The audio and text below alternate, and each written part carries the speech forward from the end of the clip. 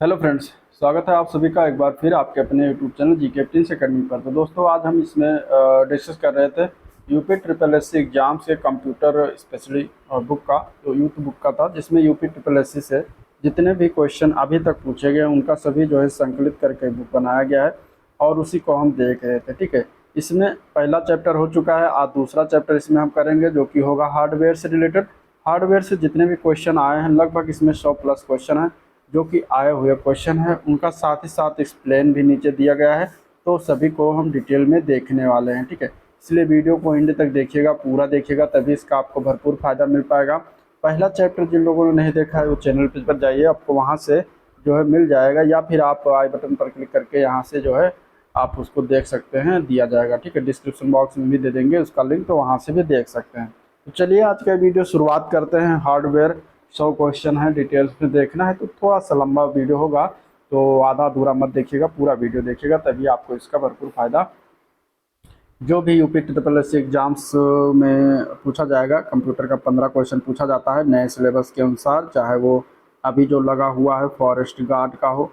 ठीक है, forest guard में भी 15 क्वेश्चन आएंगे तो उसमें भी पूछा जाएगा। ठीक है, इसके बाद जूनियर असिस्टेंट 3284 के लिए तो बहुत ही इम्पॉर्टेंट है। ठीक है, 3284 जो वैकेंसी आने वाली है, जिसका एग्ज़ाम होने वाला है, 15 क्वेश्चन उसमें आना है। ठीक है, तो उसके लिए बहुत ही हेल्पफुल होगा। ठीक है, तो पहले से ही देखते रहिए। ये नया एडिशन है, इस बुक का न्यू एडिशन है। नया बुक आया है जो अपग्रेड होकर आया है, जिसमें 2025 के जितने भी क्वेश्चन आए हुए हैं वो भी सम्मिलित किया गया है, तो इसलिए आपको देखना ज़रूरी हो जाता है।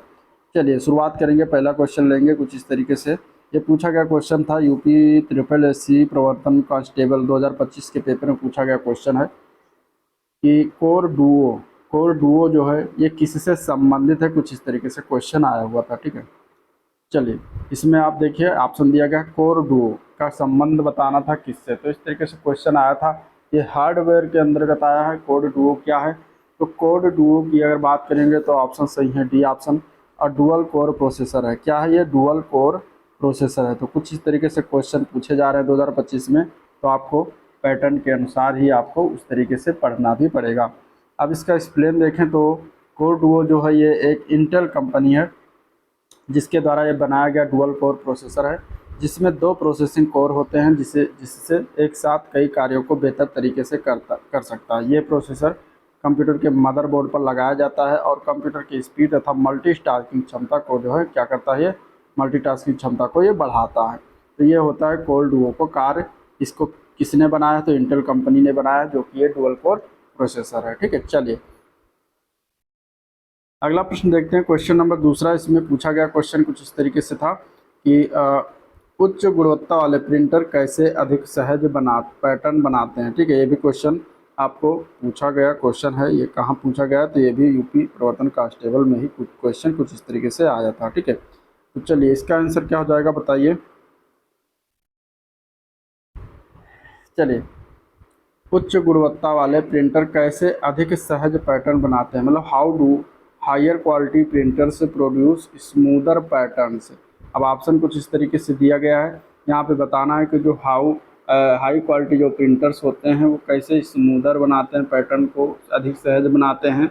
तो मैं क्या करते हैं कि शिफ्ट करते हैं dot position to allow adjacent dots to overlap, मतलब आसन बिंदुओं को ओवरलैप करने की अनुमति देने के लिए बिंदुओं की स्थिति को वो ट्रांसफ़र करके जो है शिफ्ट करके काम करते हैं, तो वो सहज पैटर्न बन जाता है। यहाँ पे आंसर क्या हो जाएगा इसके लिए, डी ऑप्शन इसका राइट है। ठीक है, अब एक्सप्लेन देखें तो उच्च गुणवत्ता वाले प्रिंटर अधिक सहज पैटर्न बनाने के लिए डीथरिंग और बिंदु स्थानांतरण, मतलब डॉट प्लेसमेंट जैसी तकनीकों का उपयोग करते हैं।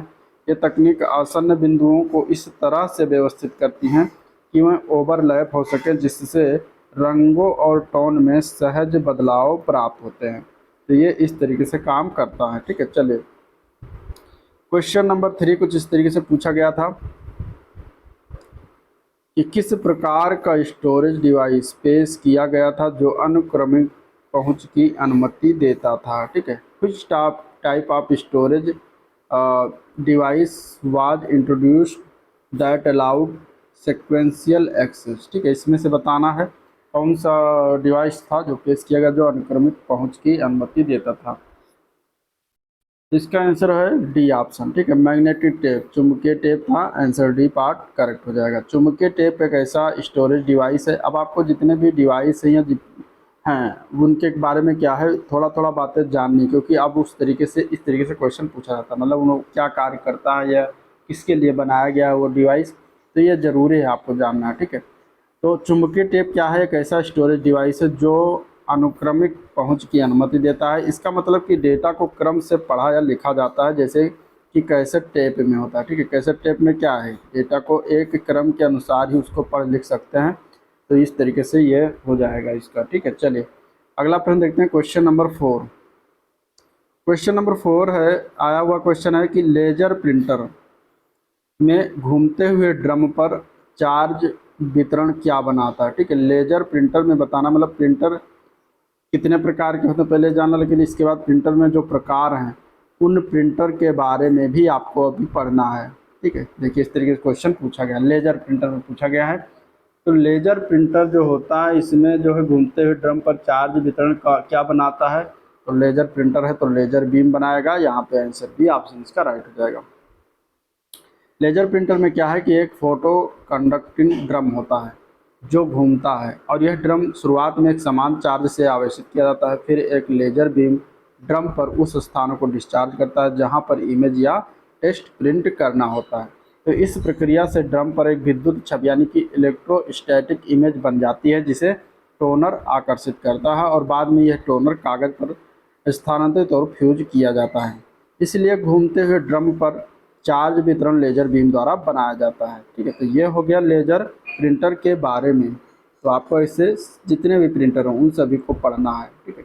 उनके बारे में पढ़ना है, क्या कार्य हैं, कहाँ पर इस्तेमाल किया जाता है, क्योंकि अब क्वेश्चन इस तरीके से पूछे जाते हैं। चलिए क्वेश्चन नंबर 5 दिया गया है कि कौन सा डिवाइस या उपकरण डेटा को मानव पठनीय के रूप में परिवर्तित करता है, मतलब which device converts data into human readable form, मानव मनुष्य पढ़ सके, कौन सा इसमें से डिवाइस होगा, तो वो होता है आउटपुट डिवाइस। क्या होता है वो? आउटपुट डिवाइस होता है जो प्रोसेस किए गए डेटा को मानव पठनीय के रूप में कन्वर्ट करता है। तो यहाँ पे राइट आंसर ए पार्ट इसका राइट है, ठीक है। आउटपुट डिवाइस जो होता है कंप्यूटर के द्वारा प्रोसेस किए गए डेटा को मानव पठनीय के रूप में परिवर्तित करता है। अब उदाहरण के लिए जैसे कि मॉनिटर हो गया, ये आउटपुट डिवाइस है, प्रिंटर हो गया, स्पीकर हो गया, ऐसे भी क्या है आउटपुट डिवाइस हैं, तो ये भी ध्यान में रखिएगा। चलिए क्वेश्चन नंबर 6। क्वेश्चन नंबर 6 है तो गैर प्रभाव प्रिंटर द्वारा चित्र बनाने के लिए किन तकनीकों का उपयोग किया जाता है, ये क्वेश्चन पूछा गया था। अब यहाँ पे देखिए गैर प्रभाव प्रिंटर मतलब क्या, नॉन इम्पैक्ट प्रिंटर पढ़ा होगा आपने, इंग्लिश में नॉन इम्पैक्ट प्रिंटर कहते हैं। तो what technologies are used by non impact printers to create images. अब यहाँ पे बताना है कि गैर प्रभाव प्रिंटर के द्वारा इमेज या चित्र बनाने के लिए किन तकनीक का प्रयोग किया जाता है, ठीक है। तो नॉन इम्पैक्ट जो प्रिंटर होते हैं ये लेजर तकनीक का, इंकजेट स्प्रे और इलेक्ट्रोस्टैटिक विधियों का प्रयोग किया जाता है। तो यहाँ पे आंसर क्या है, ए ऑप्शन इसका राइट है। एक्सप्लेन की बात करें तो नॉन इम्पैक्ट प्रिंटर जो होते हैं चित्र बनाने के लिए जिन तकनीकों का उपयोग करते हैं उसमें मुख्य रूप से लेजर तकनीक हो गया, इंकजेट स्प्रे तकनीक हो गया और इलेक्ट्रोस्टैटिक विधियाँ शामिल हैं। तो ये चीज़ें हो गई। अगला प्रश्न, कंप्यूटर सिस्टम के संदर्भ में बस क्या है, ठीक है। व्हाट इज अ बस in the context of computer system, ठीक है। बस किसको कहते हैं कंप्यूटर सिस्टम में या कंप्यूटर प्रणाली में, बस का क्या मतलब है। ऑप्शन कुछ इस तरीके से, 2 ऑप्शन यहाँ पे दिया गया, बाकी 3 ऑप्शन कुछ इस तरीके से यहाँ पे दिया गया। आपको इसमें बताना है कि कंप्यूटर सिस्टम में बस किसको कहा जाता है बेसिकली, ठीक है। तो बस जो होता है वो एक क्या होता है, तारों का एक बंडल होता है जो विभिन्न घटकों के बीच सिग्नल और पावर ले जाता है, तो उसको हम कहते हैं बस। तो यहाँ आंसर डी ऑप्शन राइट है, ठीक है। अब कंप्यूटर बस के बारे में जान लेते हैं। एक संचार प्रणाली होती है जो कंप्यूटर के विभिन्न घटकों जैसे कि सीपीयू है, memory, storage, input output device के बीच क्या है, डेटा, एड्रेस और नियंत्रण सिग्नल और पावर को क्या करती है, ट्रांसफ़र करती है। ये बस का काम है, ठीक है। ये तारों का एक समूह, मतलब वायर्ड तारों, मतलब वो टिमटिमाते हुए तारे नहीं, केबल का एक समूह होता है जो इन घटकों को आपस में जोड़ता है। बस कितनी प्रकार की होती है, तो कंप्यूटर सिस्टम में 3 प्रकार की होती है, डेटा बस होती है, एड्रेस बस और कंट्रोल बस होती है, ठीक है। चलिए क्वेश्चन नंबर 8 की बात करेंगे। तो अगला क्वेश्चन है कि कैरेक्टर इम्पैक्ट प्रिंटर अक्सर किस प्रकार के प्रिंट हेड का उपयोग करते हैं। ठीक है, कैरेक्टर इम्पैक्ट प्रिंटर के बारे में बताना है कि ये किस प्रकार के प्रिंटर हेड का प्रयोग करते हैं। अब देखिए आपने यहाँ प्रिंटर से अभी 3 क्वेश्चन पूछे गए, तीनों क्वेश्चन में क्या पूछा गया है कि क्या कार्य करते हैं, किस प्रकार कार्य करते हैं, यही सारी चीज़ें इसमें पूछी गई हैं। तो लेटेस्ट में अब इस तरीके से क्वेश्चन पूछे जा रहे हैं जो आपको पढ़ना है। इस तरीके से सभी प्रिंटर के बारे में आपको जानना है। ठीक है, कि क्या काम है उसके, किस प्रकार उसका उपयोग करते हैं, ये चीज़ें आपको जाननी पड़ेगी। ठीक है, तो यहाँ अगर हम देखें तो इसका सी ऑप्शन हो जाएगा, dot matrix printer head. Character impact printer जो है डॉट मैट्रिक्स प्रिंट हेड का प्रयोग करते हैं, तो आंसर यहाँ सी ऑप्शन राइट हो जाएगा। ठीक है, कैरेक्टर इम्पैक्ट प्रिंटर जो होते हैं आमतौर पर डॉट मैट्रिक्स प्रिंट हेड का उपयोग करते हैं। ये प्रिंटर एक रिबन के माध्यम से कागज़ पर अक्षरों या ग्राफिक्स को मुद्रित करने के लिए छोटी पिनों का उपयोग करते हैं, जिससे ये एक इम्पैक्ट प्रिंटर तकनीक बन जाती है। ठीक है, तो ये चीज़ें होगी। अगला क्वेश्चन, अगला प्रश्न भी आपका प्रिंटर से है कि किस प्रकार का प्रिंटर नोजल के माध्यम से स्याही का छिड़काव करता है। ठीक है, कुछ type of printers use ink spread through nozzles. अब यहाँ पे देखिए इस तरीके से क्वेश्चन पूछा गया, तो इसका आंसर क्या हो जाएगा, तो वो उस प्रिंटर को कहते हैं इंक जेट प्रिंटर। क्या कहते हैं, इंक जेट प्रिंटर कहते हैं। आंसर ए पार्ट इसका राइट हो जाएगा। ठीक है, इंक जेट प्रिंटर जो होता है नोजल के माध्यम से स्याही की बूंदों को कागज़ पर छिड़क कर छपाई करता है।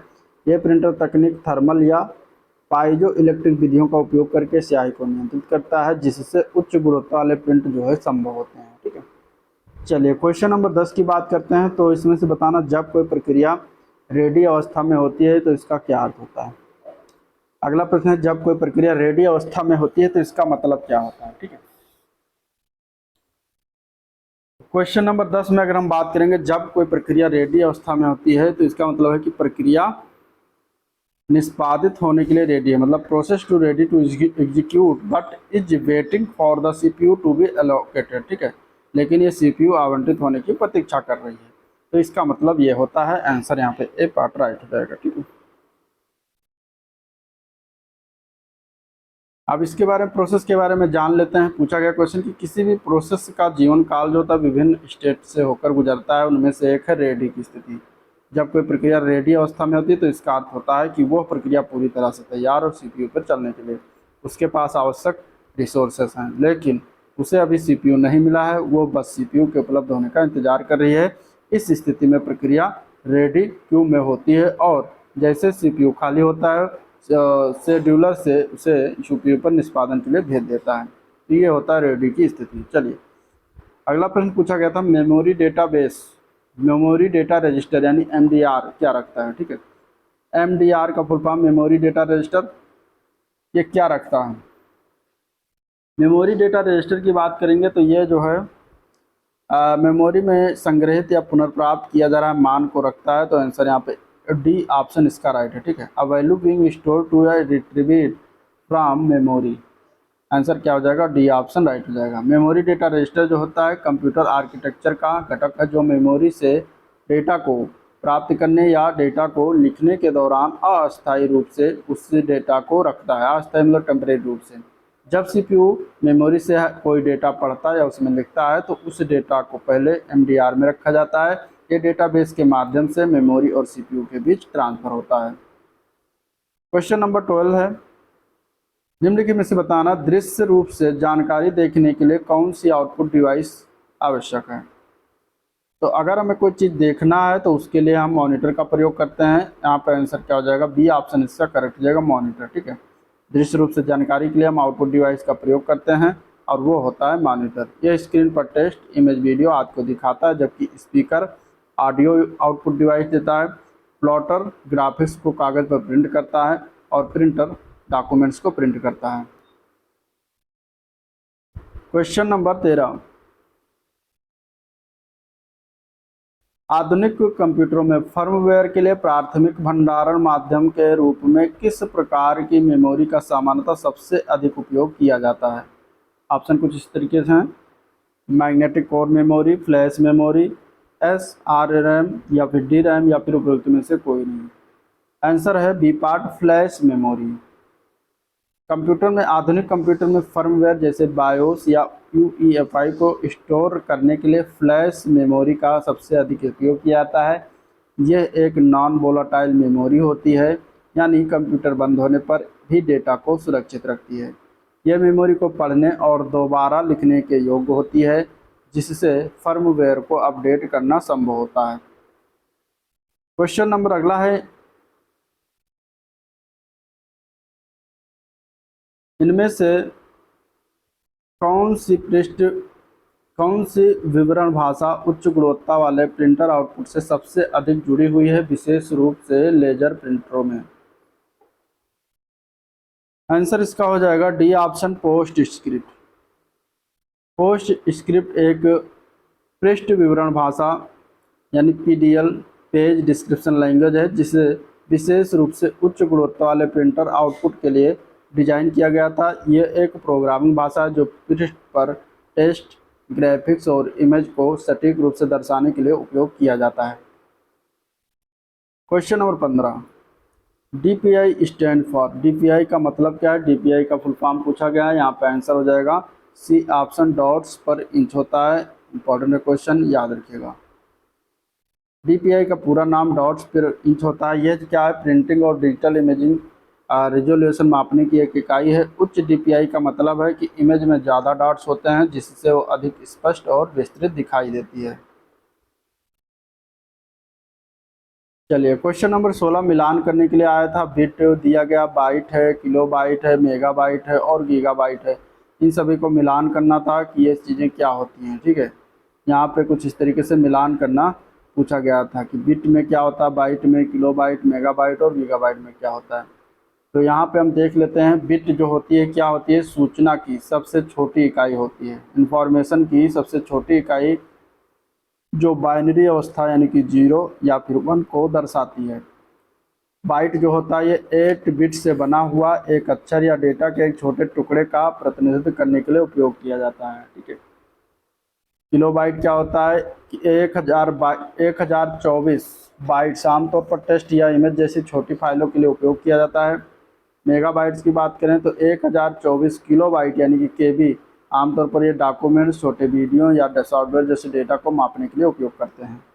गीगाबाइट क्या होता है? तो 1024 MB आमतौर पर उच्च गुणवत्ता वाले वीडियो या बड़े प्रोग्राम जैसी बड़ी फाइलों के लिए उपयोग किया जाता है।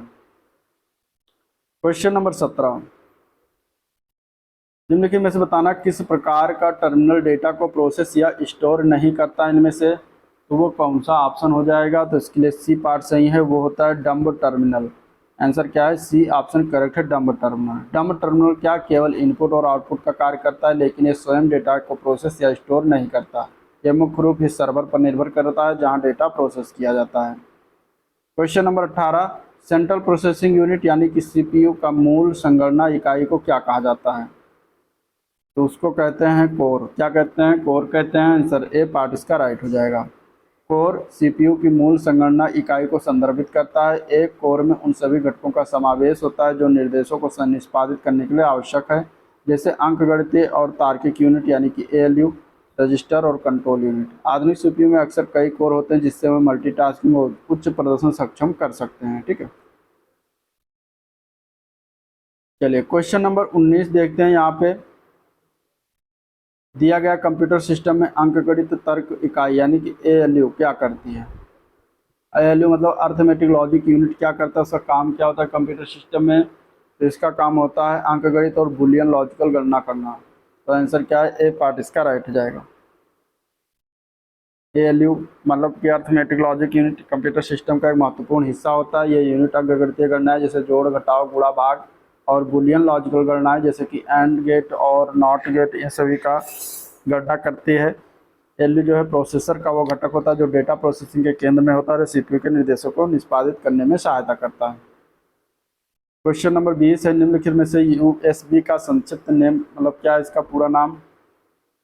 USB का पूरा नाम होता है universal serial bus. Answer B option इसका राइट हो जाएगा। यह एक जो होता है मानक संचार इंटरफेस होता है जिसका उपयोग कंप्यूटर और अन्य इलेक्ट्रॉनिक उपकरणों को जोड़ने के लिए करते हैं। USB का उपयोग डेटा ट्रांसफ़र पावर सप्लाई और विभिन्न प्रकार के हार्डवेयर उपकरण जैसे कि keyboard, mouse, printer, pen drive, mobile charger आदि को कनेक्ट करने के लिए किया जाता है। क्वेश्चन नंबर 21 है, किस प्रकार की मेमोरी हार्ड ड्राइव पर स्वैप फाइल में डेटा स्टोर करती है? तो आंसर हो जाएगा सी ऑप्शन, उसको कहेंगे वर्चुअल मेमोरी। क्या कहते हैं उसको? वर्चुअल मेमोरी कहते हैं। आंसर सी ऑप्शन करेक्ट हो जाएगा। स्वैप फाइल का उपयोग तब करते हैं जब सिस्टम की रैम पूरी तरह से उपयोग में होती है। ऑपरेटिंग सिस्टम स्वैप फाइल को हार्ड ड्राइव पर बनाता है और इसे वर्चुअल मेमोरी के रूप में उपयोग करता है। ये एक अस्थायी समाधान होता है जो सिस्टम को अधिक स्मूथ तरीके से चलाने में मदद करता है, लेकिन ये रैम जितना जो है तेज नहीं होता। तो आंसर हो जाएगा वर्चुअल मेमोरी। क्वेश्चन नंबर 22 है, निम्नलिखित में से कौन सा गलत इसमें से कथन है, बताना। यहाँ पे आंसर ए पार्ट की बात करेंगे। ए पार्ट हो जाएगा कीबोर्ड सिस्टम यूनिट का एक हिस्सा है, जो कि ये गलत है। बाकी इसमें सारे सही हैं। संसाधन यानी कि रिसोर्स किसी भी कंप्यूटर घटक को संदर्भित करता है जो एक कार्य करने के लिए आवश्यक है। कैप्स लॉक टॉगल कुंजी का उदाहरण है। शिफ्ट और कंट्रोल मॉडिफायर कुंजी बिल्कुल सही है। तो आंसर ए पार्ट जो है क्या है, गलत हो जाएगा। कीबोर्ड जो होता है सिस्टम यूनिट का हिस्सा नहीं होता। कीबोर्ड जो होता है एक प्रकार का इनपुट डिवाइस है जिसका उपयोग कंप्यूटर में डेटा और कमांड डालने के लिए करते हैं। सिस्टम यूनिट कंप्यूटर का मुख्य भाग होता है। ये सभी गणना और डेटा प्रोसेसिंग को संभालता है, जिसमें सीपीयू होता है। ठीक है, चलिए क्वेश्चन नंबर 23 है, चुंबकीय यानी कि मैग्नेटिक डिस्क की स्टोरेज क्षमता किस पर निर्भर नहीं करती है, बताना है। तो ये स्पीड यानी कि डिस्क की गति पर निर्भर नहीं करती। बाकी डिस्क सतह में डिस्क पैक पर निर्भर करती है, सतह के प्रति इंच ट्रैक पर निर्भर करती है, ट्रैक के प्रति इंच बिट्स पर निर्भर करती है, लेकिन डिस्क की गति पर निर्भर नहीं करती। चुंबकीय डिस्क जो होता है इसकी स्टोरेज क्षमता डिस्क की गति पर निर्भर नहीं करती। ठीक है, चलिए अगला क्वेश्चन। क्वेश्चन नंबर 24 है, कथन कारक। कथन कारण से आया था। कथन दिया गया था कि एसएसडी एचडीडी की तुलना में तेज डेटा एक्सेस पहुंच यानी प्रदान करते हैं, और कारण इसका था क्योंकि एसएसडी फ्लैश मेमोरी का उपयोग करते हैं, जबकि एचडीडी यांत्रिक भाग यानी कि मैकेनिकल पार्ट्स पर निर्भर होते हैं। तो ये बताना था कि इनमें क्या सही था। ठीक है, आपको ऑप्शन में कुछ इस तरीके से मिल गया। तो यहाँ पे अगर आंसर की बात करेंगे तो आंसर यहाँ पे डी ऑप्शन सही था। अपकथन ए और कारण दोनों सही हैं और कारण अपकथन के सही व्याख्या है। तो आंसर डी ऑप्शन इसका करेक्ट हो जाएगा। ठीक है, SSD solid state drive, hard disk drive, ये दोनों का फुल फॉर्म। तो एसएसडी जो होता है एचडीडी की तुलना में तेज डेटा एक्सेस प्रदान करता है। क्यों? क्योंकि एसएसडी में कोई मैकेनिकल भाग नहीं होता, वह फ्लैश मेमोरी का उपयोग करते हैं, जबकि एचडीडी घूमने वाले मैकेनिकल प्लेटर्स और एक मूविंग रीड राइट हेड पर निर्भर होते हैं, इसलिए वह धीमे होते हैं। तो बिल्कुल सही है। चलिए क्वेश्चन नंबर 25। क्वेश्चन नंबर 25 कुछ इस तरीके से क्वेश्चन पूछा गया था कि इसमें से हमें बताना था कि निम्नलिखित में से कौन सा कथन कैश मेमोरी के बारे में सही है। ठीक है, कैश मेमोरी। पहला है कैश मेमोरी रैम से तेज होती है। दूसरा इसमें है कैश मेमोरी एक क्विक एक्सेस के लिए अक्सर उपयोग किए जाने वाले डेटा को स्टोर करती है। फिर एक कैश मेमोरी केवल सीपीयू के बाहर स्थित हो सकती है। फिर एक कैश मेमोरी नॉन वोलाटाइल होती है। अब इसमें से कौन सा कथन कैश मेमोरी के बारे में सही है? तो यहाँ पे अगर हम देखें पहला वाला, तो कैश मेमोरी रैम से तेज होती है, बिल्कुल सही है। और दूसरा जो दिया गया है कैश मेमोरी क्विक एक्सेस के लिए अक्सर उपयोग किए जाने वाले डेटा को स्टोर करती है, तो ये दोनों सही हैं। बाकी तीसरा और चौथा इसमें गलत है। तो आंसर डी ऑप्शन हो जाएगा 1 व 2। ठीक है, कैश मेमोरी की बात करेंगे तो कैश मेमोरी जो होती है स्टैटिक रैम यानी कि एस रैम पर आधारित होती है, जो डायनेमिक रैम से तेज होती है। कैश मेमोरी का उपयोग मुख्य कार्य अक्सर एक्सेस किए जाने वाले डेटा और निर्देशों को अस्थायी रूप से स्टोर करना होता है, जिससे सीपीयू को तेजी से डेटा प्राप्त हो सके। यह सीपीयू के अंदर L1 और L2 कैश और कभी कभी सीपीयू के बाहर L3 कैश भी हो सकती है। कैश मेमोरी जो होती है वो वोलाटाइल होती है, ना कि नॉन वोलाटाइल। क्वेश्चन नंबर 26 है, निम्नलिखित में बताना है कि अंकगणितीय संचालन और तार्किक संचालन किसके द्वारा किए जाते हैं। ठीक है, अंकगणितीय संचालन और तार्किक संचालन किसके द्वारा किए जाते हैं, बताना। तो यहाँ पे आंसर हो जाएगा सी पार्ट, अंकगणितीय और तार्किक इकाई यानी कि एएलयू के माध्यम से किया जाता है, अर्थमेटिक लॉजिक के माध्यम से। तो आंसर सी ऑप्शन इसका राइट है। क्वेश्चन नंबर 27 दिया गया था, पूछा गया था पीएसआई स्टैंड फॉर, मतलब पीएसआई का फुल फॉर्म पूछा गया है।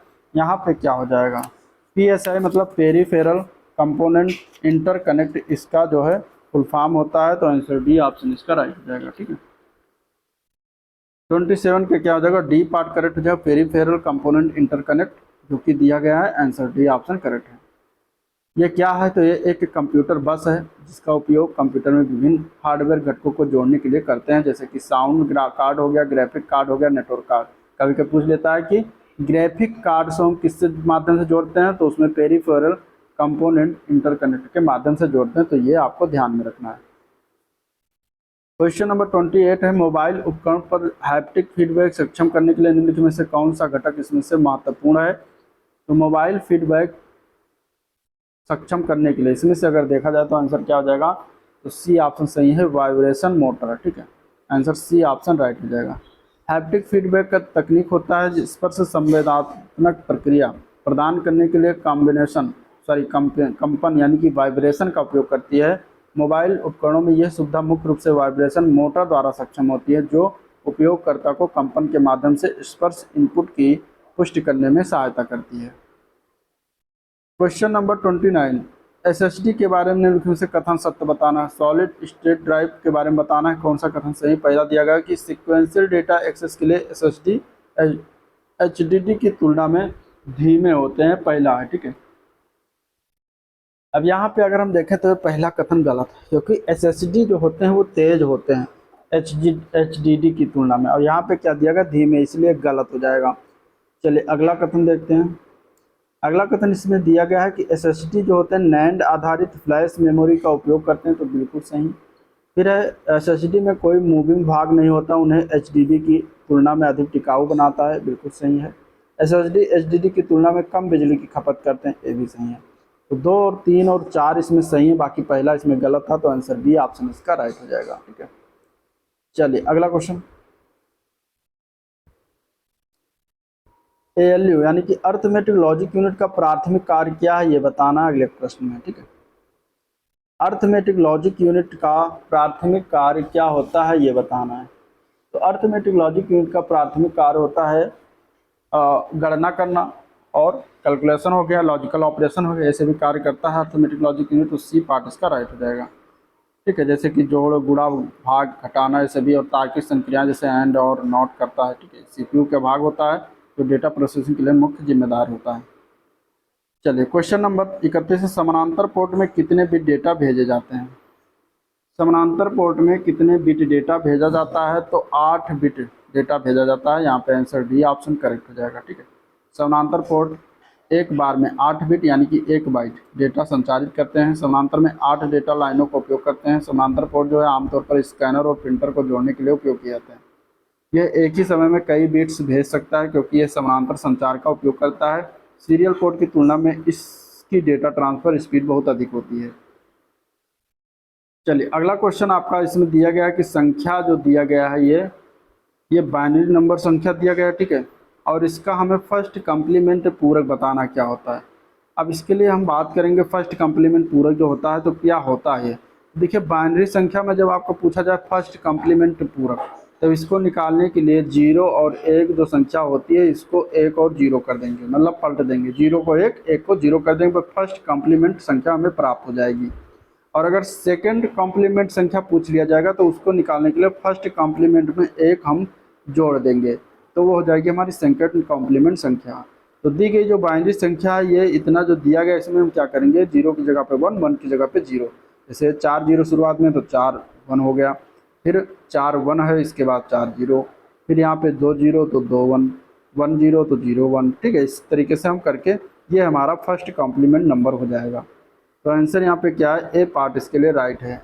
अब कभी भी अगर पूछा जाएगा फर्स्ट कॉम्प्लीमेंट, तो आप इसको निकाल लीजिएगा। ठीक है, चलिए क्वेश्चन नंबर 33। क्वेश्चन नंबर 33 है कि डी मॉर्गन का द्वितीय प्रमेय कहता है कि एक नैंड गेट एक बबल्ड गेट के तुल्य होता है। तो किस बबल्ड गेट के तुल्य होता है, तो डी मॉर्गन का द्वितीय प्रमेय और डी मॉर्गन का पहला प्रमेय, 2 प्रमेय है।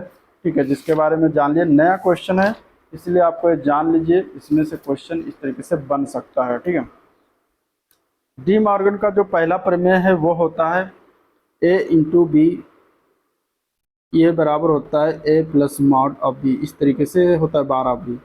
ठीक है, ये पहला प्रमेय। और दूसरा प्रमेय होता है कि अगर ए प्लस बी है, दोनों पर पैराग्राफ है, तो ये हो जाएगा ए इंटू डॉट बी, इस तरीके से होता है। तो ये 2 प्रमेय है। अब दूसरा प्रमेय के बारे में बात किया जा रहा है।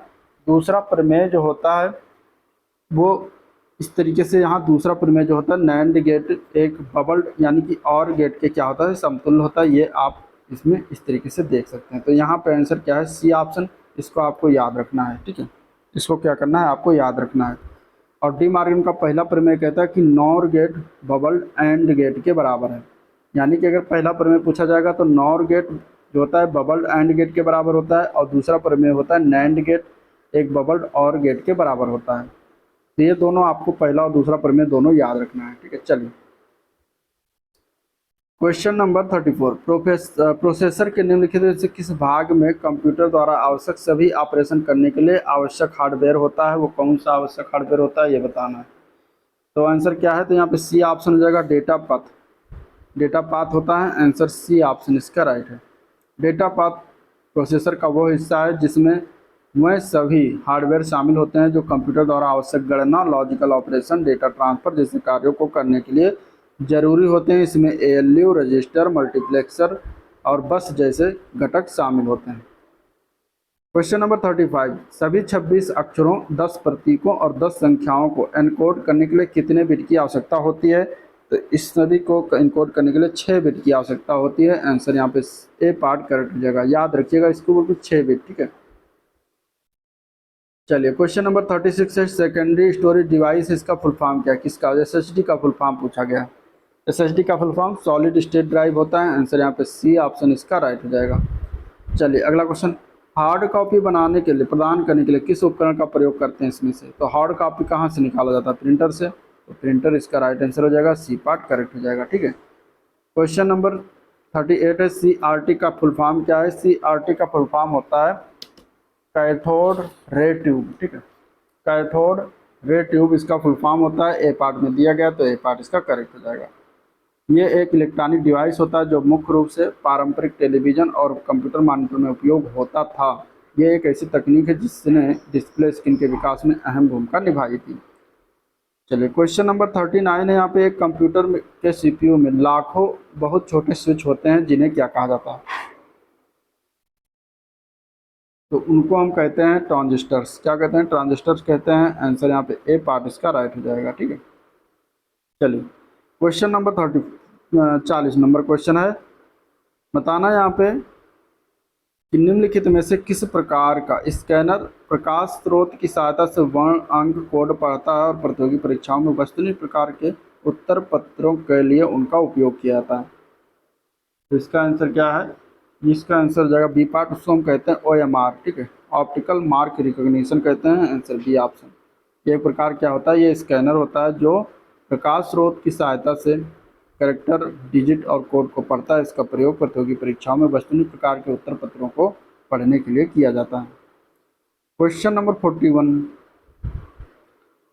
दिया गया निम्नांकित में से वह उपकरण किस उपकरण का प्रयोग किसी पेन या अन्य उपकरण से एक कागज के टुकड़े की सतह पर यांत्रिक गति द्वारा अत्यंत बड़े आरेखों या जटिल लाइन आर्ट को प्रिंट करने में किया जाता है।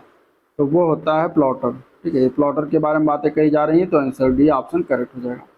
प्लॉटर जो है एक प्रकार का ये आउटपुट डिवाइस है जिसका प्रयोग एक बड़ी जो ड्राइंग बनाना, जैसे कि कंस्ट्रक्शन प्लांट हो गया, ठीक है, ऑटोकैड आदि में किया जाता है। इसमें ड्राइंग बनाने के लिए pen, pencil, marker, writing tool का प्रयोग करते हैं। ये बड़ी और जटिल ग्राफ या रेखा चित्र प्रिंट करने के लिए यांत्रिक गति का प्रयोग करता है। चलिए क्वेश्चन नंबर 42 है, निम्नलिखित में से कौन सा इम्पैक्ट प्रिंटर नहीं इनमें से। ठीक है, इम्पैक्ट प्रिंटर यहाँ पे देखिए, अभी 2018 के पेपर में इस तरीके से 18-19 में आता था, लेकिन अभी क्या पूछा जाता है, अभी अगर कोई प्रिंटर है तो उस प्रिंटर के बारे में पूछा जाता है। तो यहाँ पे इम्पैक्ट प्रिंटर एक ही जो है वो नहीं है, वो है inkjet printer. Inkjet printer impact printer नहीं होता। अब कौन कौन से प्रिंटर और इम्पैक्ट प्रिंटर होते हैं, तो इम्पैक्ट प्रिंटर एक प्रकार का प्रिंटर होता है जो कागज़ के साथ एक इंक रिबन सीधे संपर्क से काम करता है, जैसे कि dot matrix printer, Daisy wheel printer, line printer, ये सभी इम्पैक्ट प्रिंटर हो गए। नॉन इम्पैक्ट प्रिंटर में इंक रिबन और पेपर में सीधा संपर्क नहीं होता, यही फर्क होता है। जैसे कि इंकजेट प्रिंटर हो गया, लेजर प्रिंटर हो गया, थर्मल प्रिंटर हो गया, तो दोनों याद रखिएगा। क्वेश्चन नंबर 43, निम्नलिखित में से कौन सा कार्य परिचालन माइक्रोसॉफ्ट उपकरण द्वारा संपन्न होता है इनमें से। ठीक है, इनमें से कौन सा कार्य माइक्रोसॉफ्ट उपकरण के द्वारा संपन्न होता है तो वो है ध्वनि तरंगों को विद्युत संकेतों में परिवर्तित करना। तो आंसर इसके लिए ए पार्ट करेक्ट हो जाएगा। माइक्रोफोन जो होता है एक प्रकार का क्या है, ये इनपुट डिवाइस है। ये एमिल बर्निलन ने 1877 में इसको विकसित किया था। इसका प्रयोग ध्वनि तरंगों को विद्युत सिग्नल में परिवर्तित करना होता है। चलिए अगला प्रश्न देखते हैं, क्वेश्चन नंबर 44। कौन सी ड्राइव प्लेटर नामक वृत्ताकार डिस्क की श्रृंखला से बनी होती है? प्लेटर, यहाँ पे कौन सी डिवाइस होती है, कौन सी ड्राइव होती है जो इस प्रकार की बनी होती है? तो वो होती है हार्ड डिस्क ड्राइव, जिसको हम कहते हैं शॉर्ट फॉर्म में HDD। ठीक है, तो आंसर क्या हो जाएगा? सी ऑप्शन करेक्ट हो जाएगा। हार्ड डिस्क ड्राइव जो होता है ये सर्कुलर यानी कि वृत्ताकार डिस्क की श्रृंखला से बना होता है, जिसे प्लेटर्स कहते हैं। ये एक स्पिंडल के चारों ओर लगभग आधे इंच की दूरी पर एक से ऊपर एक व्यवस्थित होता है। यह डिस्क एल्युमिनियम मिश्र धातु और गैर चुंबकीय का बना होता है। चुंबकीय मटेरियल जो है इस पर लेपित होते हैं। चलिए क्वेश्चन नंबर 45, रैम के बारे में सही नहीं इनमें से कौन सा, वो बताना। रैम के बारे में यहाँ पे क्या कथन, कौन सा ऑप्शन सही नहीं है ये बताना। ठीक है, तो रैम ऑप्शन ए अगर हम देखें तो यहाँ पे दिया गया है कि रैम जो होता है कंप्यूटर के बंद होने पर भी डेटा को स्थायी रूप से स्टोर करता है, जो कि ये रैम के बारे में गलत है। ठीक है, रैम परमानेंट कोई स्टोर नहीं करता, रैम टेम्प्रोरी, जैसे कंप्यूटर बंद होता है रैम साफ हो जाता है। अब आगे है, रैम को मुख्यतः एस रैम और डी रैम दो प्रकार में वर्गीकृत किया गया था। सही है। रैम एक रीड राइट मेमोरी भी सही है। रैम डेटा प्रोग्राम रिजल्ट को स्टोर करने के लिए CPU की आंतरिक मेमोरी है भी सही है। तो आंसर क्या है? ए पार्ट करेक्ट है। रैम जो है एक प्रकार का वोलाटाइल मेमोरी है, मतलब अस्थायी, जिसका मतलब है कि कुछ समय के लिए डेटा को ये रखती है, अचानक से कंप्यूटर बंद होने पर डेटा खत्म हो जाता है। इसलिए लंबे समय के लिए डेटा स्टोर करके नहीं रखती है। इसके लिए कंप्यूटर बंद करने से पहले उसके डेटा को सेकेंडरी मेमोरी में स्टोर करना पड़ता है। चलिए, कौन सा स्टोरेज माध्यम सबसे तेज और महंगा इनमें से? सबसे तेज और महंगा स्टोरेज माध्यम इनमें से कौन सा है ये बताना है। ठीक है, इस तरीके से क्वेश्चन पूछा गया 2022 और 2018 के पेपर में 2 बार पूछा गया क्वेश्चन है। तो यहाँ पे अगर हम देखें तो सबसे तेज और महंगा जो है वो कैश माध्यम, कैश मेमोरी हो जाएगा। आंसर डी ऑप्शन करेक्ट है। ठीक है, अब यहाँ पे आप चित्र के माध्यम से देख सकते हैं कि इंक्रीज इन कैपेसिटी, इधर नीचे की ओर जाएंगे तो कैपेसिटी में इंक्रीज होगा, और इधर अगर ऊपर की ओर जाएंगे तो स्पीड में इंक्रीज होगा, सबसे तेज में स्पीड। तो यहाँ पे अगर हम देखें मैग्नेटिक टेप जो है स्पीड में सबसे कम होता है इसका स्पीड, लेकिन कैपेसिटी इसकी ज़्यादा होती है। फिर इसके ऊपर है मैग्नेटिक डिस्क यानी HDD। तो क्या है, इसका HDD का मैग्नेटिक टेप से ज़्यादा स्पीड होता है। फिर आ जाता है रैम, तो HDD से ज़्यादा रैम की स्पीड होती है, और फिर रैम से ज़्यादा स्पीड कैश की होती है, कैश से ज़्यादा स्पीड जो होती है रजिस्टर की होती है। लेकिन रजिस्टर की कैपेसिटी कम होती है, इससे ज़्यादा कैपेसिटी कैश की होती है, इससे ज़्यादा रैम की होती है, इससे ज़्यादा HDD की, सबसे ज़्यादा मैग्नेटिक टेप की होती है। तो ये आपको ध्यान में रखना है। चलिए अगला प्रश्न है, डेटा को बनाए रखने के लिए निम्नलिखित में से किस प्रकार की मेमोरी को लगातार रिफ्रेश किया जाना चाहिए? तो वो कौन सी मेमोरी जिसमें रिफ्रेश की आवश्यकता होती है? तो वो होता है डी रैम, डायनेमिक रैम होता है। ठीक है, एस रैम और डी रैम दो प्रकार के रैम होते हैं। S RAM static random access memory को डेटा को बनाए रखने के लिए लगातार रिफ्रेश किए जाने की आवश्यकता नहीं होती है, लेकिन डी रैम से ये तेज होती है एस रैम। और डी रैम जो होता है डायनेमिक रैंडम एक्सेस मेमोरी, ये क्या होता है, डेटा को लगातार रिफ्रेश बनाए रखने के लिए इसको रिफ्रेश करने की आवश्यकता है। डी रैम जो होती है एस रैम से धीमी होती है, लेकिन ज़्यादा डाटा होल्ड करती है। तो ये दोनों अंतर इसमें से हो गए। ठीक है, चलिए अगला प्रश्न आपको आया हुआ क्वेश्चन, निम्नलिखित में से कौन सी बाइनरी संख्या दशमलव संख्या 147 के समतुल्य, मतलब 147 को आपको बेसिकली इसमें बाइनरी में चेंज करना है। बाइनरी में चेंज करेंगे कोई भी संख्या को, तो कैसे चेंज करेंगे? तो बाइनरी में कोई भी संख्या को चेंज करना है तो उसमें हम क्या करेंगे, उसको 2 से डिवाइड करते चले जाएंगे। कैसे करेंगे? इस तरीके से इसमें दिखाया गया है। 147 को हम 2 से डिवाइड करेंगे तो 73 बार जाएगा। इसका शेष जो बचेगा वो लिखते हम जाएंगे, इधर एक शेष बचेगा। फिर 73 को हम 2 से फिर डिवाइड करेंगे, 36 आएगा, 36 बार जाएगा, तो ये 2 36 दूना 72, तो एक बचेगा, ये भी लिख देते हैं। फिर आएगा 2 से 36 को अगर डिवाइड करें तो 18 बार जाएगा, तो यहाँ पे क्या शेष कुछ नहीं बचेगा, तो 0 लिख देंगे। फिर 18 को डिवाइड करेंगे तो 9 बार जाएगा, यहाँ भी शेष कुछ नहीं बचेगा। फिर 9 को 4 बार जाएगा तो 8 हो जाएगा, यहाँ पे एक शेष बच जाएगा। फिर 4 को 2 से डिवाइड करेंगे तो 0 हो जाएगा। फिर 2 को 2 से डिवाइड करेंगे तो 1 आ जाएगा। तो इस तरीके से यहाँ से 0 आ जाएगा। तो अब जब तक 1 ना आ जाए या फिर 0 ना आ जाए तब तक हम डिवाइड करते चले जाएंगे। आप क्या करेंगे, नीचे से शुरुआत करेंगे, इस तरीके से यहाँ से शुरुआत करेंगे और ऊपर की तरफ जो संख्या उसको लिखते चले जाएंगे। जैसे नीचे सबसे पहले 1 है तो यहाँ पे देखिए 1 लिखेंगे, फिर 0 है तो 0, फिर 0, फिर 0, इसके बाद फिर 1 तो 1, फिर 0, फिर 0, डबल 0, फिर 1 1। इस तरीके से हम उल्टा लिख देंगे नीचे से ऊपर की तरफ। तो ये हमारा क्या हो जाएगा, बाइनरी नंबर में चेंज हो जाएगा। कोई भी संख्या इसी प्रकार इस सभी में विधि अपनाते हैं। चलिए, बाइनरी संख्या प्रणाली को क्या कहते हैं? और तो बाइनरी नंबर सिस्टम जो है ये किसी में क्या है कि सिर्फ 2 नंबर है, ठीक है, 0 और 1। बाइनरी नंबर क्या है, 0 और 1 है, 2 है, तो इसको हम कहते हैं बेस 2 नंबर सिस्टम। क्या कहते हैं इसको, बेस 2 नंबर सिस्टम। तो आंसर क्या हो जाएगा यहाँ पे, आंसर यहाँ पे ए पार्ट इसका बिल्कुल राइट है, ठीक है। चलिए, बाइनरी नंबर प्रणाली में प्रयुक्त नीचे जाने वाले विशिष्ट प्रतीकों की सही संख्या चिन्ह क्या हो जाएगी? प्रतीकों की सही संख्या क्या है? तो वो है 2, ठीक है। बाइनरी नंबर में सिर्फ 2 है, 0 और 1। इसी से क्या होता है, बाइनरी संख्या का बेस जो 2 है, क्योंकि 2 ही अंक शामिल होते हैं, क्योंकि प्रत्येक बाइनरी अंक को जो है बिट कहा जाता है, क्योंकि कंप्यूटर और मशीन जो है सिर्फ इन्हीं 2 नंबरों को समझता है, ठीक है। अब एक ऐसी पद्धति है जिसकी संख्याओं को रिप्रेजेंट करने के लिए 0 और 1 अंक का प्रयोग करते हैं। कंप्यूटर में प्रोसेसर केवल बाइनरी संख्या को आसानी से समझ सकता है। 0 और 1 के प्रयोग से बनी संख्या बाइनरी संख्या होती है जिसका बेस 2 होता है। अब बताना निम्नलिखित में से कौन सा संख्या बाइनरी संख्या प्रणाली का उदाहरण इनमें से? तो बाइनरी संख्या में बताया कि 0 और 1 होता है, तो जिसमें 0 1 आ जाए वही हो जाएगा, और इसके अलावा अगर और कोई संख्या आ रही तो बाइनरी संख्या नहीं होगी। तो आंसर यहाँ पे सी ऑप्शन हो जाएगा, ठीक है। चलिए, निम्नलिखित में से कौन सा इसमें से मेन मेमोरी की विशेषता है? ये कंप्यूटर की कार्यशील मेमोरी है, सेकेंडरी मेमोरी से ज़्यादा तेज होती है, बिना प्राइमरी मेमोरी के कंप्यूटर नहीं चल सकता। तो यहाँ पे क्या है, तीनों इसकी विशेषता है, तो आंसर हो जाएगा ए, बी व सी। आंसर सी ऑप्शन राइट हो जाएगा, ठीक है। अब कुछ मेन मेमोरी की विशेषताएं हैं, जैसे सेमीकंडक्टर मेमोरी होती है, आमतौर पर वोलाटाइल मेमोरी है, ये कंप्यूटर की कार्यशील मेमोरी है, ये सेकेंडरी मेमोरी से ज़्यादा तेज कार्य करती है, इसके बिना कंप्यूटर नहीं चल सकता। तो ये सभी जो है मेन मेमोरी की क्या है, विशेषता है। चलिए, क्वेश्चन नंबर हम अगला देखते हैं। क्वेश्चन नंबर 53, एसएसडी का क्या फुल फॉर्म पूछा गया है। एसएसडी का फुल फॉर्म क्या होता है? एसएसडी का फुल फॉर्म होता है सॉलिड स्टेट ड्राइव। तो आंसर क्या है इसका, है सी ऑप्शन हो जाएगा। ये क्वेश्चन हो चुका है, एक बार और ऊपर आ चुका है, ठीक है। चलिए, निम्नलिखित में से कौन सा इसमें से ब्लॉक डिवाइस नहीं? ब्लॉक डिवाइस यहाँ पे देखा जाए तो रैम नहीं होता ब्लॉक डिवाइस, ठीक है। आंसर क्या हो जाएगा यहाँ पे, B option. CD ROM, floppy disk, hard disk, ये सभी ब्लॉक डिवाइस के उदाहरण हैं, जिसके डेटा को किसी भी ऑर्डर में एक्सेस कर सकते हैं। लेकिन बाइट डिवाइस यानी sequential access mass storage device है। उदाहरण जैसे टेप डिवाइस, रैम एक वोलाटाइल मेमोरी, इसमें डेटा हमेशा के लिए स्टोर नहीं होता।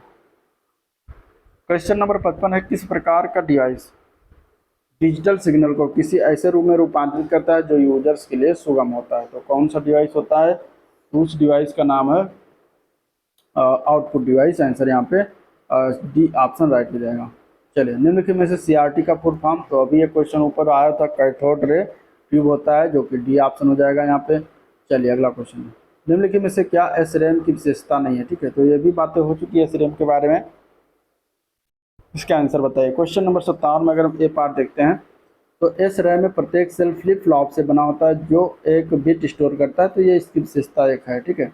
इसे एक सेकंड में कई बार रिफ्रेश करने की आवश्यकता होती है, जो कि गलत है। एस रैम नहीं, डी रैम को रिफ्रेश करते हैं कई बार, एस रैम को नहीं करते। तो यही आपका आंसर हो जाएगा, विशेषता इसकी ये नहीं होगी। डी रैम की तुलना में इसमें छोटी रीड राइट साइकिल होती है, बिल्कुल सही। एस रैम का उपयोग विशेष अनुप्रयोगों में करते हैं, जैसे। तो आंसर हो जाएगा बी ऑप्शन। चलिए, क्वेश्चन नंबर 58, निम्नलिखित में से कौन सा इनपुट आउटपुट डिवाइस एक ब्लॉक डिवाइस है? ब्लॉक डिवाइस के ऊपर बात हुई, तो यहाँ पर अगर देखा जाए टेप ड्राइव जो है ये ब्लॉक डिवाइस के अंतर्गत आएगा। आंसर एक पार्ट हो जाएगा, ठीक है। टेप ड्राइव एक ऐसा स्टोरेज डिवाइस होता है जो चुंबकीय पर डेटा को पढ़ता और लिखता है। चुंबकीय टेप डेटा स्टोर आमतौर पर ऑफलाइन अभिलेखीय यानी कि आर्काइवल डेटा संग्रहण के लिए उपयोग किया जाता है। एक टेप ड्राइव हार्ड डिस्क के विपरीत यानी कि सिक्वेंशियल एक्सेस स्टोरेज प्रदान करता है तथा hard disk direct access storage प्रदान करता है।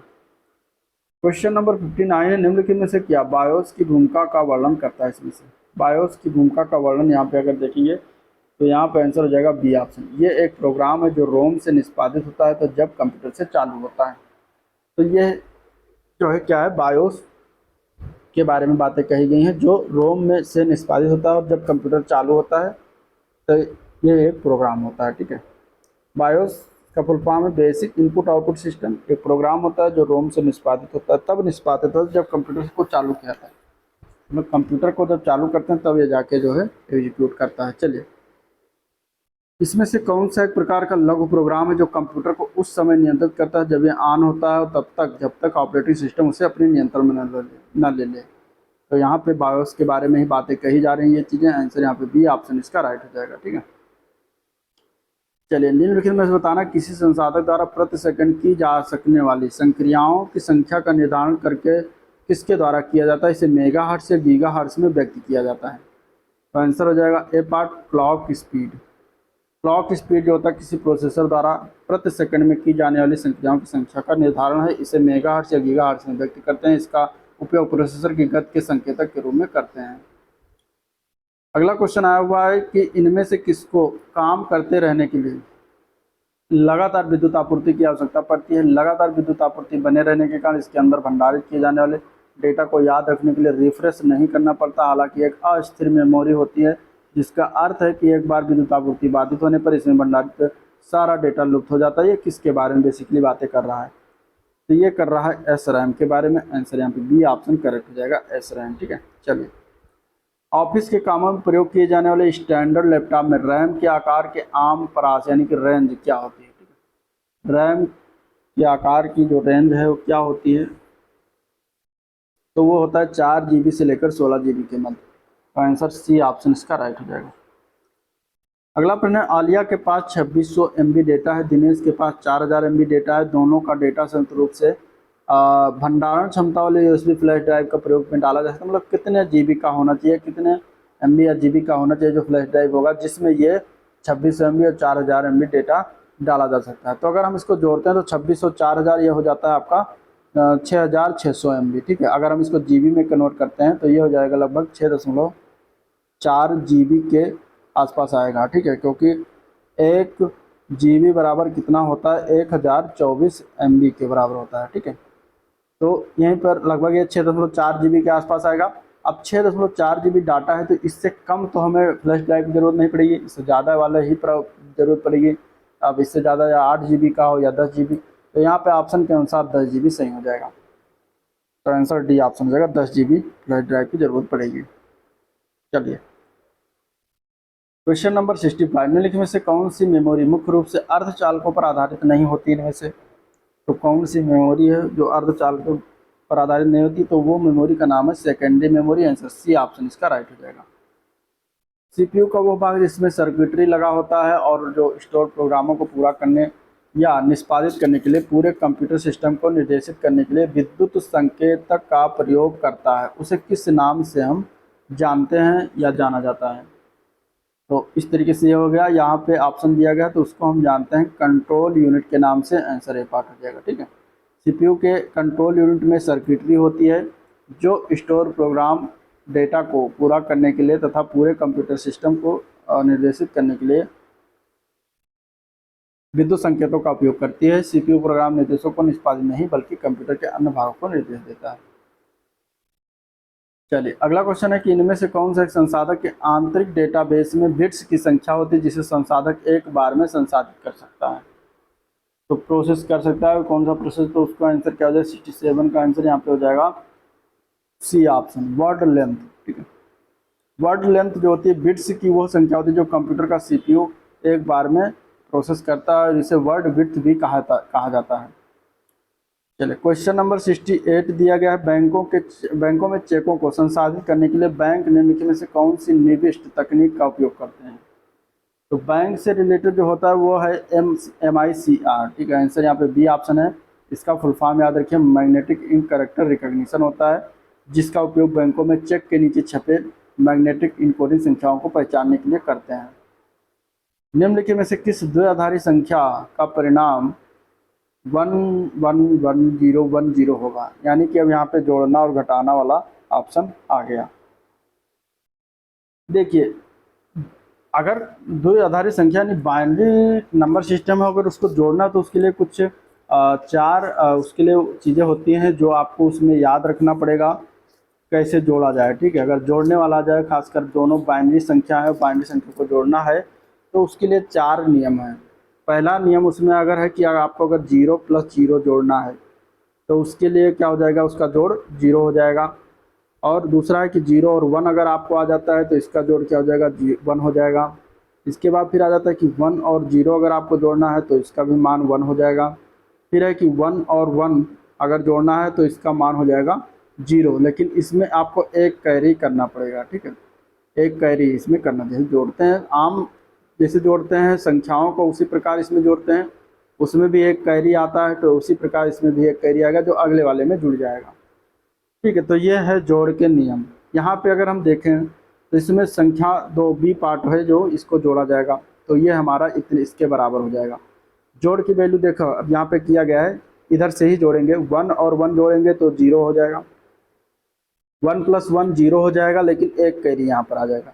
अब यहाँ पे दूसरा है जो 0 प्लस 0 करेंगे तो हमारा मान क्या होगा, 0 होगा, लेकिन एक कैरी जो है तो 0 और प्लस 1 0 करेंगे तो यहाँ पे क्या हो जाएगा, फिर 1 आ जाएगा। इसके बाद फिर 1 और 1 को जोड़ेंगे तो फिर 0 होगा, हमारा एक कैरी फिर आ जाएगा यहाँ पे, ठीक है। अब एक कैरी फिर आगे हम 0 प्लस 0 करेंगे तो हमारा 0 ही मान आएगा, तो इसमें कैरी वाले में जोड़ देंगे, 1 प्लस 0 करेंगे तो हमारा 1 वैल्यू हो जाएगी, यहाँ पे लिखा गया। फिर 0 प्लस 1 जोड़ेंगे तो 1 और 1 के नीचे 1 ऐसे उतर आएगा, तो ये हमारा जो है वैल्यू आ जाएगा, ठीक है। इस प्रकार हम इसको जोड़ के सीधा डायरेक्ट जो है लगा सकते हैं। इसमें आपको इसको डेसिमल में बदलने की ज़रूरत नहीं है, डेसिमल बदलिए इसके बाद जोड़िए, फिर इसको बाइनरी में बदलिए तो ज़्यादा लंबा प्रोसेस हो जाएगा। आपको क्या करेंगे, डायरेक्ट इसको इसे जोड़ लेंगे, बस ये 4 चीज़ों को आपको याद रखना है, ठीक है। चलिए अगला क्वेश्चन। अगला प्रश्न में हमें बताना है कि कौन सी संक्रिया है जो परिणाम स्वरूप ये देगा, ठीक है। अब यहाँ पे ये बाइनरी सिस्टम में हमें क्या है कि एक ऊपर वाला जोड़ वाला हो गया। अब यहाँ पे हम नीचे वाला जो देखेंगे ये बाइनरी नंबर सिस्टम माइनस वाला है। माइनस वाले में हम क्या करते हैं, इसके भी 4 नियम हैं। अगर हमें 0 माइनस 0 करना है तो हमारा वैल्यू 0 आएगा, लेकिन इसमें कोई भी बैरो नहीं होगा। और अगर 1 माइनस 1 करेंगे तो हमारा 0 आएगा वैल्यू। और अगर 1 माइनस 0 करते हैं तो हमारा वैल्यू आ जाएगा कितना, 1 आ जाएगा, ठीक है। और अगर 0 माइनस 1 करते हैं तो हमारी वैल्यू 1 आएगी, लेकिन इसमें एक उधार होगा, ठीक है, क्योंकि 0 माइनस 1 करेंगे तो एक यहाँ पे उधार होगा, कैरी हो जाएगा। तो इस प्रकार यहाँ पे घटाते हैं, ठीक है। अब देखिए 1 माइनस 0 करेंगे तो सीधा 1 आ जाएगा, कोई दिक्कत नहीं। फिर आ गया ऊपर 0 माइनस 1, तो 0 माइनस 1 करेंगे तो एक आएगा, लेकिन हमारा एक बैरो हो जाएगा।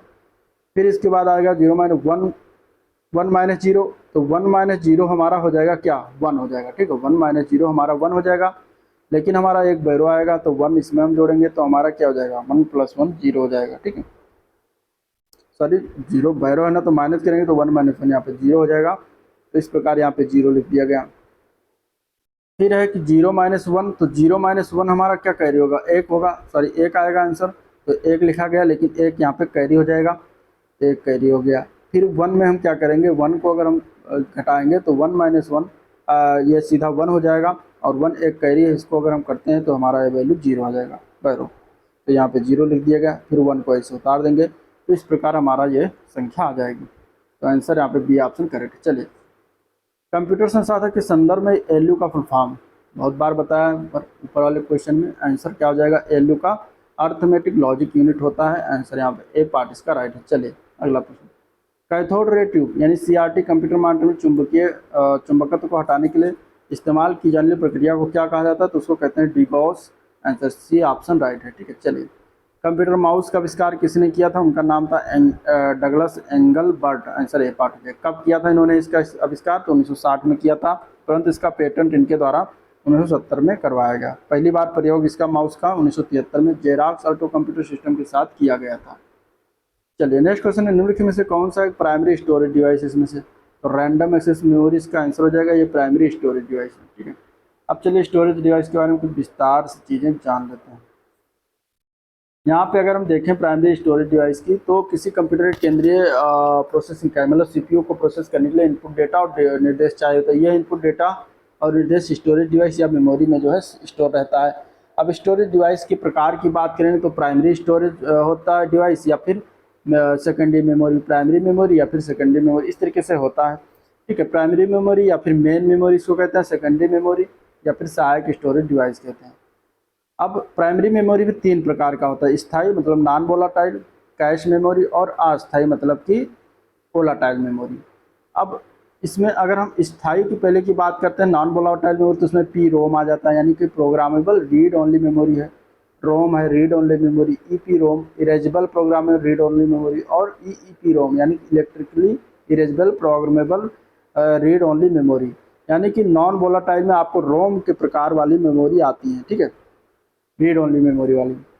कैश तो हो ही गया, कैश मेमोरी जो होता है मेन मेमोरी होता है, ये आपको ध्यान में रखना है। अब वोलाटाइल मेमोरी मतलब अस्थायी मेमोरी। अस्थायी मेमोरी में आपका रैंडम एक्सेस मेमोरी आ जाता है, जिसको हम रैम कहते हैं, ठीक है। तो ये हो गया आपका मेन मेमोरी। अब सेकेंडरी मेमोरी की बात करें तो उसमें हार्ड डिस्क हो गया, मैग्नेटिक डिस्क हो गया, कॉम्पैक्ट डिस्क हो गया, रोम हो गया, ठीक है, सी डी रोम जिसे कहते हैं, C D read write, C D R हो गया, ठीक है, फ्लॉपी डिस्क हो गया, digital versatile disk, D V D हो गया, पेन ड्राइव हो गया। ये सभी आपका क्या होता है, सहायक स्टोरेज मेमोरी होती है। तो ये हो गया रीड रैम के बारे में। अब अगला क्वेश्चन देखते हैं। निम्नलिखित में से कौन सा अस्थायी मेमोरी का अस्थिर मेमोरी के रूप में जाना जाता है? अस्थिर मतलब टेम्पररी मेमोरी के रूप में किसको जानते हैं, तो वो है रैम, ठीक है, रैम हो जाएगा। आंसर यहाँ पे क्या है, ए पार्ट इसका राइट है। चलिए, अस्थायी रूप से संग्रहित डेटा के लिए उपयोग किया जाने वाला शब्द क्या है, तो वो है कैश डेटा, ठीक है। आंसर क्या हो जाएगा इसका, बी ऑप्शन करेक्ट है। चलिए, क्वेश्चन नंबर 77। परिधीय उपकरण कार्यक्षमता जोड़ने के लिए कंप्यूटर सिस्टम से कनेक्ट होते हैं, निम्नलिखित में से कौन सा परिधीय उपकरण नहीं है इनमें से? तो यहाँ पे आंसर क्या है इसका, तो डी पार्ट हो जाएगा, मदरबोर्ड नहीं होता, ठीक है, मदरबोर्ड नहीं होता। तो आंसर क्या है, डी ऑप्शन है। चलिए, अगला प्रश्न है, सीपीयू और मुख्य स्मृति के बीच यानी मेन मेमोरी के बीच एक बफर के रूप में कौन सा काम करता है? तो वो है कैश मेमोरी, ठीक है। यहाँ पर आंसर क्या है, बी ऑप्शन है, कैश मेमोरी। सीपीयू और मेन मेमोरी के बीच कैश मेमोरी एक बफर के रूप में कार्य करता है। अगला प्रश्न 79 नंबर क्वेश्चन है, निम्नलिखित में से कौन सा पेरिफेरल आपको भौतिक छवि या दस्तावेज की प्रतिलिपि यानी कॉपी बनाने और उसे डिजिटल छवि के रूप में अपने कंप्यूटर सहेजने की सुविधा प्रदान करता है? तो उसको हम क्या कहते हैं, तो उसको हम क्या कहते हैं, तो उसको हम कहते हैं स्कैनर। क्या कहते हैं, स्कैनर कहते हैं। आंसर सी ऑप्शन इसका राइट हो जाएगा। चलिए, क्वेश्चन नंबर 80। इनमें से किस इनपुट डिवाइस का उपयोग व्यापक रूप से योग्यता परीक्षण जैसे परीक्षणों में किया जाता है? तो इनपुट डिवाइस का उपयोग की बात करेंगे तो वो करते हैं ऑप्टिकल मार्क रीडर, ठीक है, ऑप्टिकल मार्क रीडर या पहचान हिंदी में, जिसको हम कहते हैं OMR। तो यहाँ पे आंसर क्या है, बी ऑप्शन इसका करेक्ट हो जाएगा। ये एक प्रकार का इनपुट डिवाइस है। चलिए, प्रिंट के दौरान गैर प्रभाव वाले प्रिंटर पेपर को स्पर्श नहीं करते, वह कागज पर प्रति को छापने के लिए रासायनिक गर्मी या विद्युत संकेतों का उपयोग करते हैं। इनमें से कौन सा गैर प्रभाव प्रिंटर नहीं है, मतलब कि नॉन इम्पैक्ट प्रिंटर के बारे में पूछा जा रहा है कि इनमें से कौन सा नहीं होगा। तो इसके बारे में पिछले क्वेश्चन में बातें हो चुकी हैं। तो ये होता है डॉट मैट्रिक्स प्रिंटर, जो कि एक इम्पैक्ट प्रिंटर है, ना कि नॉन इम्पैक्ट प्रिंटर। यह प्रिंटर क्या होता है, प्रिंटिंग करते समय बहुत शोर करता है, जो डॉट मैट्रिक्स होता है, ठीक है। इस प्रिंटर के हेड में अनेक पिनों का एक मैट्रिक्स होता है और प्रत्येक पिन के रिबन और कागज पर स्पर्श से डॉट छपता है। तो अनेक डॉट मिलकर एक कैरेक्टर बनाते हैं, जैसे Daisy wheel printer, line printer, chain printer, drum आदि इम्पैक्ट प्रिंटर के उदाहरण हैं। अगला क्वेश्चन देखते हैं, वर्तमान कंप्यूटर में समस्त विश्व में कौन सा कोड का उपयोग करा जाता है और वो स्वीकार है? तो उस कोड का हमें नाम बताना है। तो वो है ASCII। आंसर ए पार्ट इसका राइट हो जाएगा। इसका फुल फॉर्म है American standard code for information interchange, इसका फुल फॉर्म बनता है, ठीक है। ये कितने बिट का होता है, 7 या 8 बिट का इस्तेमाल किया जाता है इसमें। निम्नलिखित में से कौन सा है जो किसी शब्द को डिजिटलीकृत करके टेलीफोन लाइन पर चित्र और टेक्स्ट भेज या प्राप्त कर सकते हैं? तो उसमें से कौन सा वो चीज़ है जिसके माध्यम से हम ये चीज़ें कर सकते हैं? तो वो हो जाएगा बी पार्ट, फैक्स मशीन, ठीक है, फैक्स मशीन हो जाएगा।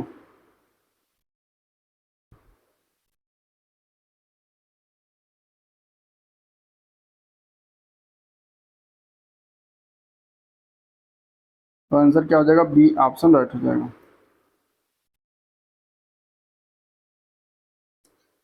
फैक्स मशीन क्या होती है, एक ऐसा डिवाइस होता है जिसका इस्तेमाल डॉक्यूमेंट्स को डिजिटल रूप में भेजने के लिए करते हैं। इसमें टेलीफोन लाइन के माध्यम से चित्र और टेक्स्ट को भेजा जाता है। इसका व्यावसायिक उपयोग कब से शुरुआत हुआ है? तो 1865 से इसका जो है शुरुआत किया गया है।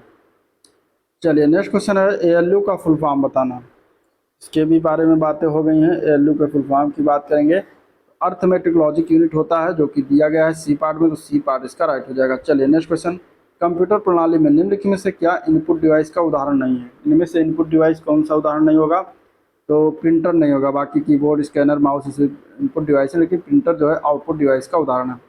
अब इनपुट डिवाइस की बात करेंगे तो ये कीबोर्ड हो गया, माउस है, scanner, camera, joystick, touch pad इत्यादि जो है इनपुट डिवाइस है, लेकिन प्रिंटर, प्रोजेक्टर, स्पीकर, मॉनिटर आदि क्या है? आउटपुट डिवाइस है। ठीक है,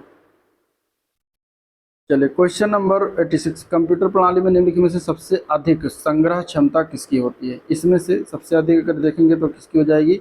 तो इनमें से टेराबाइट की हो जाएगी। आंसर यहाँ पे सी ऑप्शन करेक्ट है। ठीक है, चलिए अगला प्रश्न, किसी कंप्यूटर परमानेंट मेमोरी क्या कहलाती है? किसी कंप्यूटर की परमानेंट मेमोरी जो होती है उसको हम कहते हैं रोम, रीड ओनली मेमोरी, जो कि दिया गया है सी पार्ट में, तो सी पार्ट इसका राइट हो जाएगा। ठीक है,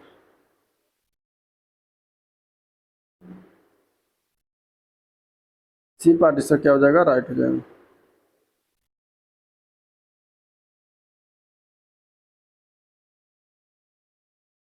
ठीक है,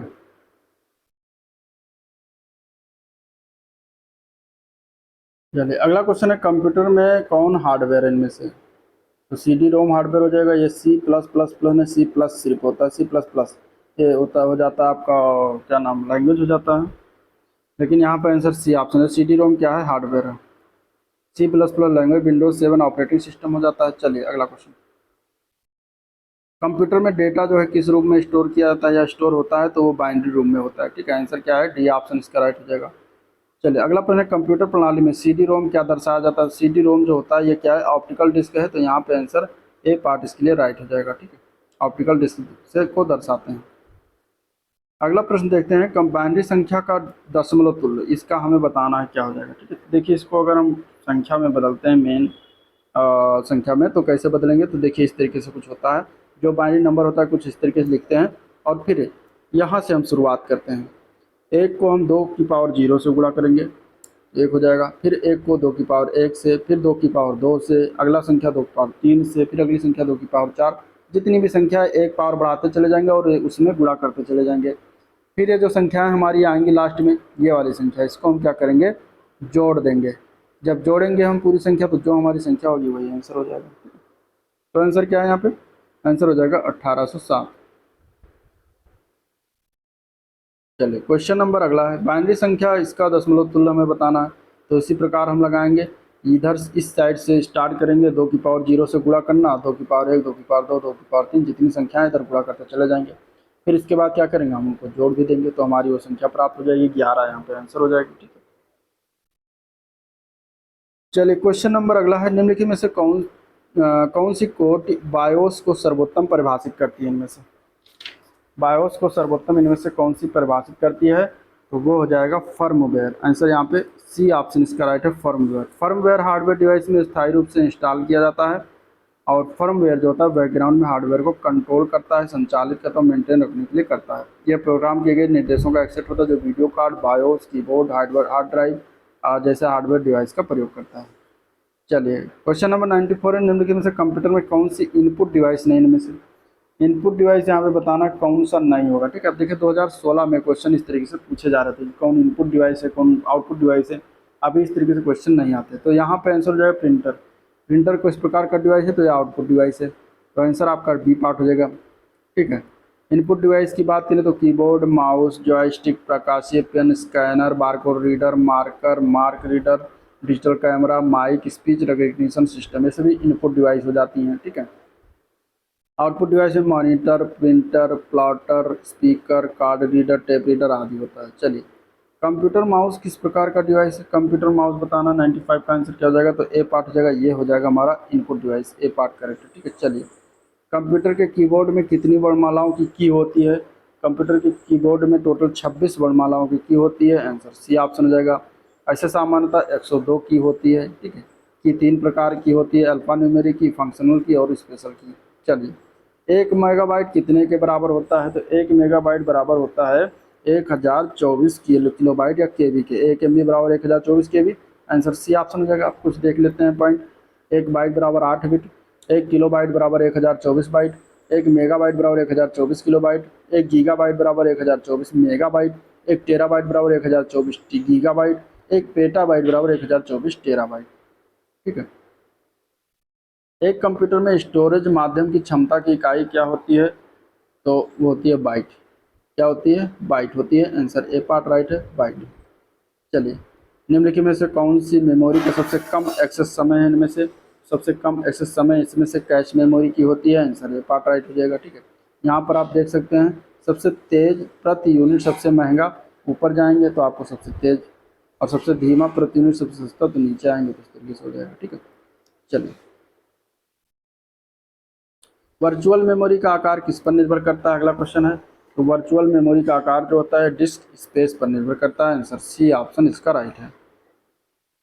नेक्स्ट क्वेश्चन है, कंप्यूटर के सभी हार्डवेयर की जांच इनमें से कौन करता है? तो वो उसका काम है बायोस का। किसका काम है? बायोस का काम है।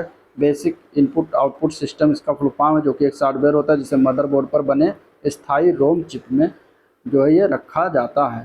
ठीक है। और इसमें यूजर के द्वारा परिवर्तन नहीं किया जा सकता है। जैसे ही कंप्यूटर ऑन किया जाता है, बायोस पासवर्ड हार्डवेयर की जांच करता है, ऑपरेटिंग सिस्टम चालू करता है। इस तरह ये हार्डवेयर और सॉफ्टवेयर के बीच संबंध स्थापित करता है। तो ये था ओवरऑल वीडियो जिसको हम लोगों ने देखा। जिसके वीडियो पसंद आया हो तो लाइक करिए, बीच में इसलिए नहीं बोलता हूँ, चैनल को सब्सक्राइब कर लीजिएगा। ठीक है। अगला को जो क्वेश्चन होगा उसको हम देखेंगे सॉफ्टवेयर, तीसरा नंबर चैप्टर सॉफ्टवेयर होगा जिसको हम देखने वाले हैं अगले वीडियो में। चलिए, आज का वीडियो में प्रिंट करते हैं, मिलते हैं नेक्स्ट वीडियो में, तब तक के लिए थैंक यू।